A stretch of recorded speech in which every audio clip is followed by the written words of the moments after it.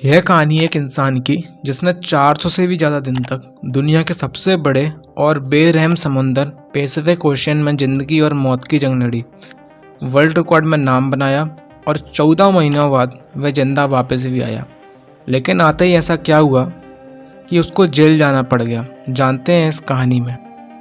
Pacific ocean का नाम सुनते ही लोगों को पसीना आ जाता है। देखिए, पूरी दुनिया में 71% पानी है जो डिवाइडेड है 4 ओशियन में, जिसका नाम है अटलांटिक पैसिफिक ओशियन।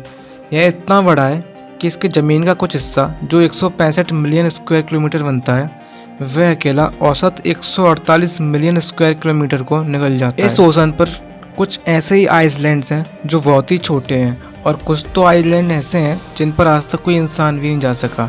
अब अगर गलती से भी कोई इंसान पैसिफिक ओशियन में गुम हो जाए तो उसको ढूंढना तकरीबन नामुमकिन हो जाता है। पैसिफिक ओशियन में 14 महीनों तक जिंदा रहने वाले इंसान का नाम था जोस सल्वाडोर।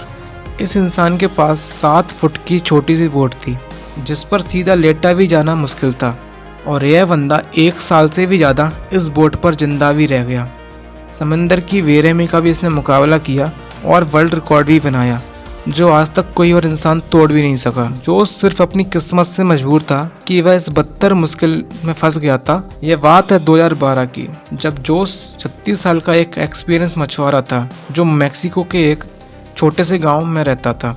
17 नवंबर 2012 में जोस और उसका एक दोस्त मिलकर फिशिंग करने निकल जाते हैं। रोज की तरह अपनी 7 फुट की छोटी सी बोट पर ज़्यादा दूर जाकर मछली नहीं पकड़ सकते थे क्योंकि बोट बहुत छोटी थी, जिस पर एक इंजन था और एक फ्यूल टैंक था, तो यहाँ कुछ ही मछलियाँ पकड़ सकते थे। तो दोनों ने 30 घंटे में वापस आने का फैसला किया, तो दोनों निकल पड़ते हैं। मैक्सिको किनारे से 120 किलोमीटर दूर तक अपना जाल समुद्र में बिछा रहे होते हैं कि अचानक एक खतरनाक समुद्री तूफान उनको अपनी तरफ आता नजर दिखाई दे देता है। वक्त बचाने के लिए वे जाल को भी वहीं छोड़ देते हैं और बोट को फुल स्पीड पर भगाते हैं। दोनों 6 घंटे तक किनारे से सिर्फ 20 किलोमीटर दूर थे कि बोट का इंजन अचानक खराब हो जाता है। उनको किनारा भी दिख रहा था और उनका गांव भी तूफान के वजह से काफ़ी पीछे रह गया था। उनके पास एक रेडियो था जिसके जरिए उन्होंने अपनी लोकेशन अपने बॉस को भेज दी और जवाब का इंतजार करने लगे। किस्मत इतनी ख़राब निकली कि रेडियो की बैटरी भी डेड हो गई। एक तरफ वे किनारे को देख रहे थे तो दूसरी तरफ अपनी तरफ आते हुए तूफान को इतनी शिद्दत से जो आ रहा था मानो इनको जिंदा ही निकल जाएगा। तूफान के साथ हवाओं की शिद्दत इतनी तेज़ थी कि उनकी बोट बिना किनारे से ही दूर होने लगी और कुछ ही देर में किनारा भी मंजर हो गया और तेज लहरें इनको दूसरी तरफ खींचने लगीं। इनके बॉस तक जब यह मैसेज पहुंचा तो बहुत देर हो चुकी थी। बॉस ने एक सर्च पार्टी भेजी इनको ढूंढने के लिए, लेकिन हर गुजरते लम्हे जोस की बोट दूर से दूर होती गई और तूफान की वजह से यह लोग ना तो कुछ देख पा रहे थे और ना कुछ समझ पा रहे थे कि अब वो किस जगह पर हैं और किस किनारे हैं और किस तरफ उन्हें जाना चाहिए। हैरानी की बात यह है कि सिर्फ 5 ही दिन में इनकी बोट किनारे से लगभग 450 किलोमीटर दूर पहुंच चुकी थी। छोटी बोट होने की वजह से इनको ढूंढ पाना और भी बेहद मुश्किल हो गया था।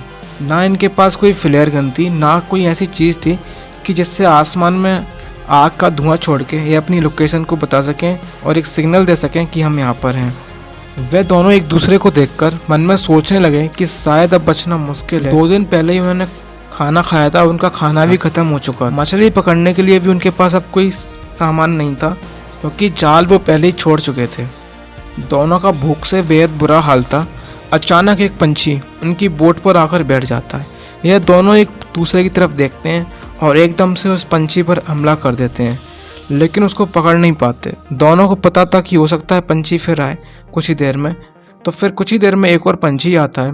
इस पर दोनों बहुत तरीके से उसको पकड़ने की कोशिश करते हैं। आखिरकार वे कामयाब हो जाते हैं और इस तरह दोनों अपनी भूख मिटाने के लिए बोट पर आने वाला जो परिंदा था उससे काम चला लेते हैं और समुंदर का खारा पानी पीने के लिए मजबूर हो जाते हैं।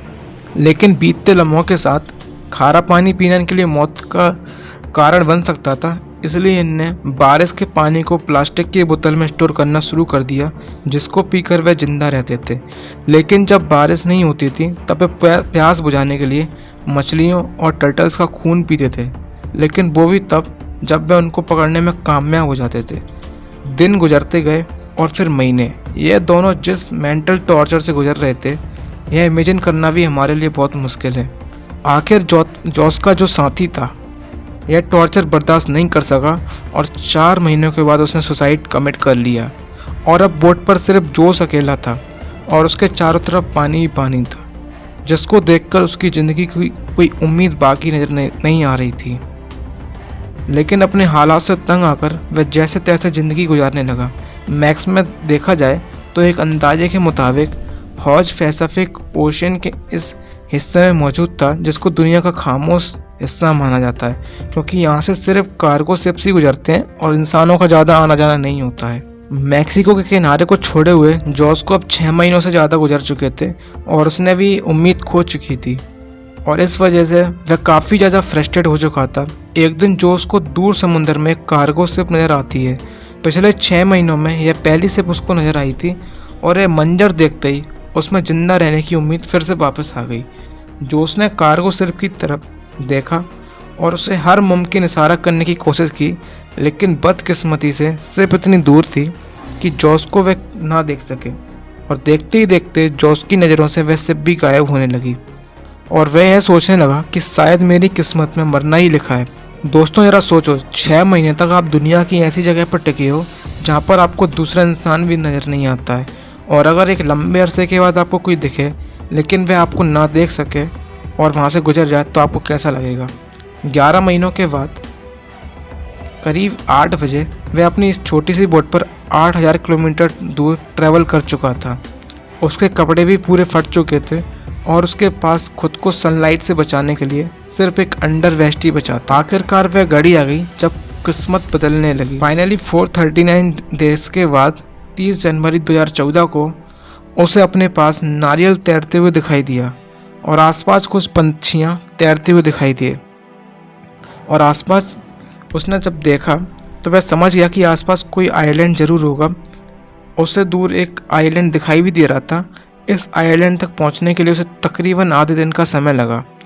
जैसे ही बोट उस आइलैंड के करीब पहुंची तो बोट से जंप करके आइलैंड की ओर तैरने लगा और फाइनली कुछ महीने गुजरने के बाद वह एक ठोस ज़मीन में पहुंच गया। एक्चुअली इस आइलैंड को इवन टोनी कहा जाता है, जो कि दुनिया का सबसे छोटा आइलैंड है। यह ऊपर वाले का चमत्कार था कि हवाओं का रुख कुछ इस तरह बदला कि इस बोट की दिशा उस आइलैंड की तरफ हो गई थी। अगर वह गलती से इस आइलैंड तक नहीं पहुंचता, फिर थोड़ी सी हवाओं का रुख इधर उधर होता तो वह शायद जिंदा भी नहीं बच सकता था।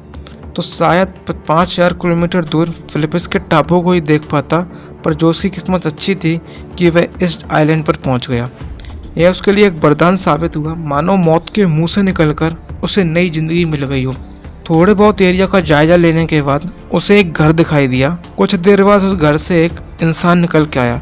करीब 14 महीने तक समुद्र में गुजर जाने के बाद वह पहली बार किसी जिंदा इंसान को देख रहा था। यह देखकर उसकी आंखों में से आंसू आ गए। उसकी कहानी जानने की कुछ ही देर बाद वहाँ पर लोकल पुलिस पहुँच गई और जो उसको अपनी पूरी जर्नी उसे बता देती है, लेकिन उसके बातों पर यकीन करने वाला कोई नहीं था। भला 438 दिनों तक कैसे कोई एक छोटे से बोट में जिंदा रह पाता है, वह भी बिना खाए। अपनी बातों को साबित करने के लिए अपने बॉस को कॉल किया, जो उसे मछली पकड़ने के लिए भेजा करता था। उसके बॉस ने भी यह पुष्टि कर दी कि हाँ, जोस मेरे लिए काम करता था और 1 साल पहले समुद्र में वह खो गया था। अब क्योंकि वह किसी और कंट्री में पहुंच चुका था, वह भी बिना वीज़ा के, इसलिए कुछ दिनों के कानूनी कार्रवाई करने के बाद उसे वापस मैक्सिको भेजा गया। लेकिन यह जर्नी अभी ख़त्म नहीं होती। जो उसके मित्र जिनकी आधे रास्ते में मौत हो चुकी थी, उनके घर वालों ने जॉस के नाम पर केस कर दिया, यह कहते हुए कि जॉस ने अपने दोस्त को ही मारा है और उसे खा लिया है। कुछ दिनों के कानूनी दांव पैच के बाद जॉस को फिर से छोड़ दिया गया। उसके कुछ दिन बाद उन्होंने एक बुक 438 डेज पब्लिक की है, जिसमें उन्होंने पूरी कहानी को लिखा था। जाने अनजाने में अपनी ज़िंदगी को बचाते बचाते उन्होंने एक ऐसा वर्ल्ड रिकॉर्ड बना दिया जिसे तोड़ने की किसी की भी आज तक हिम्मत नहीं हुई। जो उसकी कहानी हमें इस तरफ प्रेरित करती है कि ज़िंदगी में कितनी भी मुश्किलें आ जाएं, हर मुश्किल का समाधान ज़रूरी है। वीडियो अंत तक देखने के लिए आपका शुक्रिया। मिलते हैं वीडियो के अगले वीडियो के साथ।